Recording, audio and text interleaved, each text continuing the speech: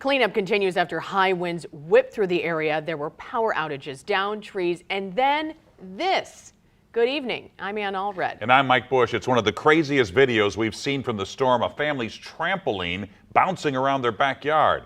5 on your side, Sarah Maki sat down with the trampoline's owners in Macoupin County.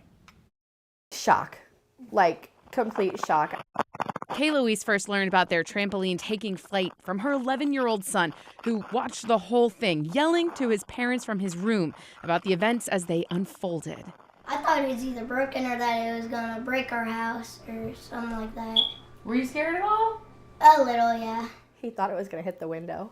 At first, she didn't believe Landon. He's kind of a prankster. But then the video backed him up. And then there it is.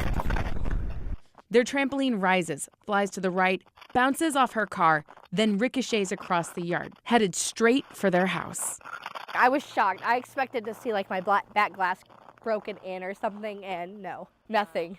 Once the trampoline came to a stop on the side of the house, they took it down and took a look, realized everything can be put back together again. Very good news, considering that Kayla knows some people who had house damage from that same storm system. We were luckier than some.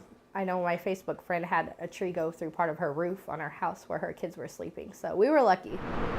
About 18 miles away in Brighton, Illinois, these crews have just wrapped up work on some power lines. The Weiss family doesn't have a lot of cleanup to do. They were all over the yard. But they say they will flip their trampoline towards the ground for future storms, not ready to tempt fate twice. In Chesterfield, Illinois, Sarah Maki, 5 on your side.